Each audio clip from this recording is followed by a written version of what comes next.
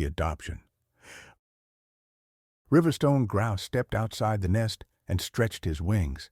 He took in a deep breath and released a long, satisfying yawn, delighted it was warm enough to do so without freezing his lungs.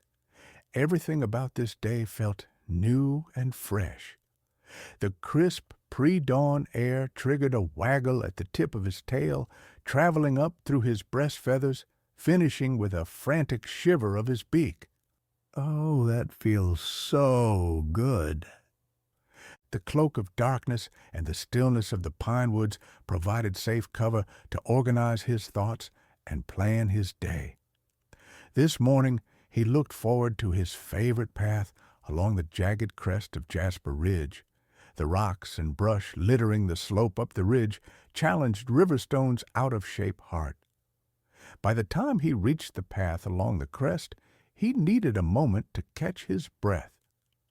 Maybe I ought to stretch these old bones before I get too adventurous, he thought. Been cooped up for a long, cold season. He stretched his legs and fanned his tail feathers, exposing the thick black stripe lining the back end of his fan feathers. Topknot feathers stiffened, forming a spiny mohawk running from his brows up and over to the back of his neck. He extended his wings, then relaxed them several times, releasing any lingering sleep in his bones. A wide, rough patch ahead caught Riverstone's attention. Oh, bird! It's even worse after this year's thaw. A short stretch of the trail had eroded after many cold seasons of snow and ice melt, leaving crags and crevices particularly nasty to walk across. River jumped and flapped his wings. Ew! He fluttered over the rough patch, hopping from rocky top to rocky top. After prancing over the worst of the broken path, he landed skipping a few extra steps to slow down.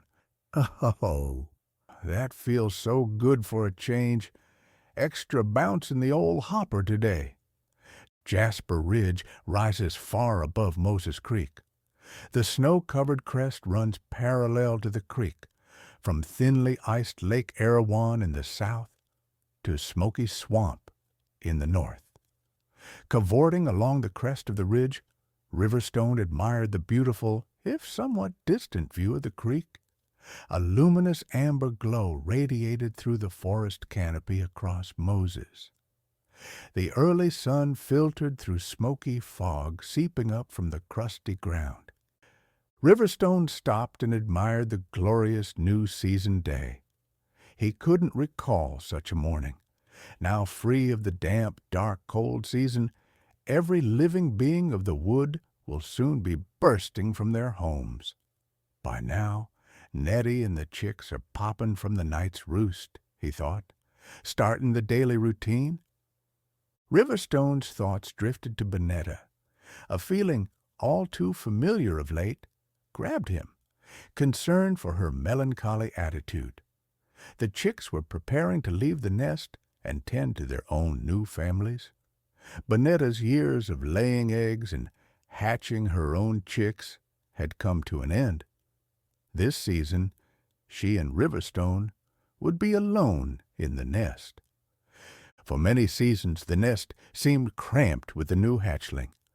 This season, the back area would be filled only with echoes of the happiness from years past. Riverstone took one last deep breath, turned, and scurried back along the ridge. Hope she hasn't left yet. I better hurry. River bounded into the nest.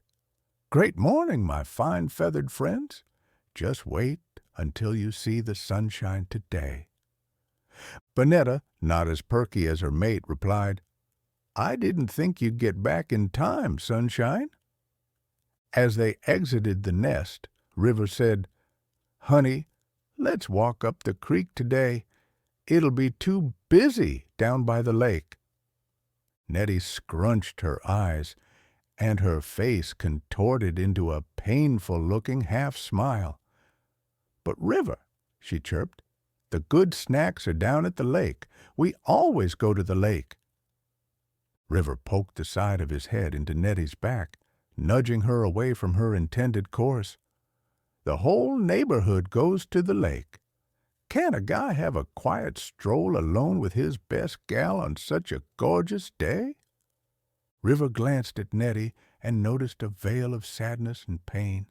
He sensed it in how she walked and carried herself, but mostly her beautiful dark eyes expressed it, a sense of loss, an emptiness. Gone was the brightness that radiated confidence of purpose and positivity. She had become sullen as the cold season dragged on, unusual for her. Riverstone's feathers quivered. Maybe being alone with Nettie for a while would help. They could talk. He desperately hoped that he would find a way to make her feel better. Come on, just today. Just you and me. River tried to sound cheerful. A quiet walk and a little talk. I promise you'll feel much better.